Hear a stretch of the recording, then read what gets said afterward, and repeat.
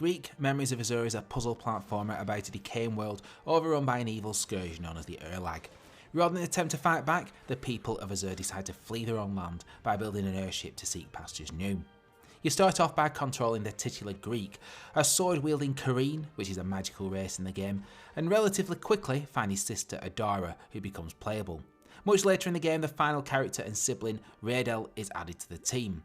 All have their own unique skills and limitations, which become essential to puzzle solving, particularly in the final third of the game.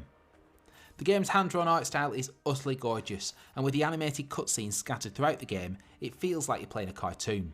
Character animations are silky smooth and environments are varied and intricately detailed. The musical score adds a cinematic quality to the game, the sort that wouldn't be amiss in a Disney film, with some tracks slowly building to a crescendo. At times, the music doesn't play to accentuate sound effects and also heighten the loneliness of the game world. Many will compare Greak to Hollow Knight and the Ori series, primarily due to the colourful hand-drawn aesthetic, but also because it has light metroidvania elements. Now I say light because although you revisit areas for some of the quests, progress is mostly linear. There's a rudimentary overworld map, accessed through the start menu, but no detailed map for each biome, which is typical of the genre. Greak's out now on PC and all major consoles, and if you want a more detailed review of the game, check out the link in the description below.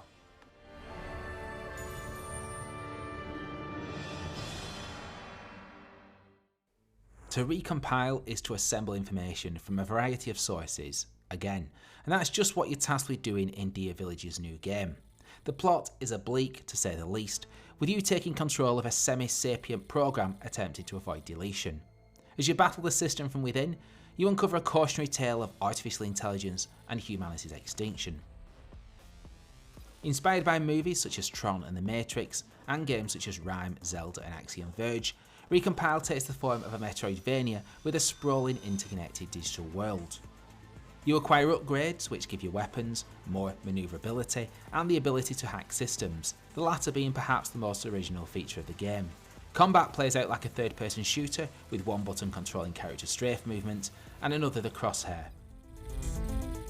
On PC, the game runs beautifully and looks truly stunning, particularly when you enter a new area and are presented with a panning shot of the biome before you. The size and scale of the game world is breathtaking, sublime even. The plot becomes more intriguing as the game goes on, with the data files you collect revealing more about the origins of the rogue AI. Plus, there are multiple endings to give you a reason to play it all again. Recompile is out now on PC and all major consoles.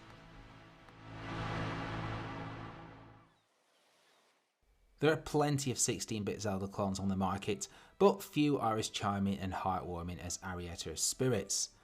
Things start off on a rather somber note. Your grandma has recently passed away, and so the family take a nostalgic trip to her home to get affairs in order. As Arietta, or Ari, you quickly discover a hidden spirit realm that allows you to walk between the living and the dead. You befriend a strange ghost-like creature called Arcor, and, equipped with a wooden sword, set out on a quest to slay the monsters of the land. Arietta of Spirits is a beautiful game with some adorable character animations.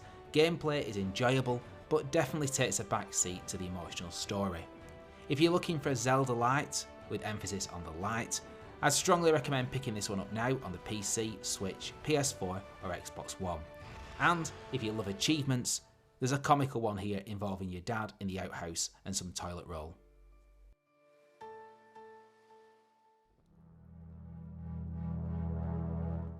Out in early access this week is another super quirky indie gem. In Temple of Snek you control a snake, well perhaps direct is a better word, on a quest to defend a temple from raiders and grave robbers on the hunt for treasure.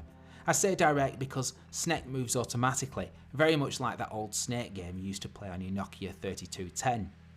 Played from a top-down perspective across single-screen tile-based rooms, the player uses directional buttons to make Snek move its head and change direction, and this is central to the puzzle mechanics of the game. Once you start moving, you can't stop until you get to the exit of the room. Most rooms have a locked door, or multiple locked doors, and require a switch or a combination of switches to be pressed, or slithered over to open. Throw in environmental hazards and some nasty enemies intent on slicing you up, and escaping a room can become quite a challenge. What I love the most about the game is its inclusion of metroidvania elements. I don't think I've played a puzzle game quite like it. The rooms are all connected on a large map, with some areas only accessible if Snek is a certain size. I died many times trying to solve one puzzle, I just didn't seem fast enough. The problem was that I wasn't long enough. To grow you need food, and there's plenty of tasty morsels out there wandering the temple. Getting to them and gobbling them up is not always easy though, and that becomes a puzzle in itself. Once digested, you grow longer and thus able to progress. Temple of Snek is a sort of reverse Indiana Jones game, with the snake cast as the hero rather than any treasure hunter. It looks lovely, features clever, logical puzzles, and has a foot-tapping soundtrack.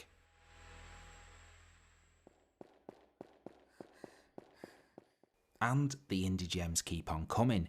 If you're in the mood for some survival horror, well check out Yuoni, a first-person adventure set in 1990s Japan.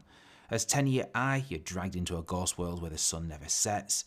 You'll play a dangerous game of hide and seek with spirits intent on your destruction.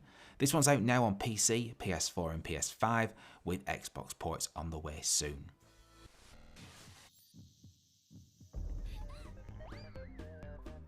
Or, if you want something much more light-hearted, but potentially as intense, try Cosmo's Quickstop, a co-op multitasking game where you run a cosmic gas station. Instead of juggling food orders like in Overcooked and Cook Serve Delicious, you have to deal with customers as they dock at your station. You'll find this zany management game on the PC via the Steam store now. And that's it for this week in indie gaming. If you enjoyed the video, please subscribe to the I Love Indies channel and also hit that like button to help feed the algorithm. I'll leave you with the trailer for a time loop mystery by Annapurna Games. With stellar voice work by James McAvoy, Daisy Ridley and William Dafoe, 12 Minutes is a point-and-click style interactive thriller where you have to relive the same 12 minutes over and over as you attempt to save your wife's life. This one's out on the PC and all Xbox consoles. Until the next video guys, keep loving indies. So when is a dessert not just a dessert? I have something to share. So? Okay, look, I clearly haven't opened it yet, and I know there are baby clothes inside. I just bought them today. How could you know? Look, I know this sounds weird, but the day's repeating itself. What are you talking about? I've done it before, just listen to me. I haven't figured out how it all works yet, but for example, if I get beat up, I go back to the start of the evening. What? In the next few minutes, a cop is gonna knock on our door. Is this some kind of sick joke? He's gonna hurt us. You gotta go. And leave you alone? Police! You're under arrest for your father's murder 8 years ago. My father? Please, you must be thinking of someone else. No playing dumb. I know the truth. I'm not lying. I just said no more games. I forgave everything, all of it. Things like this just don't get forgiven.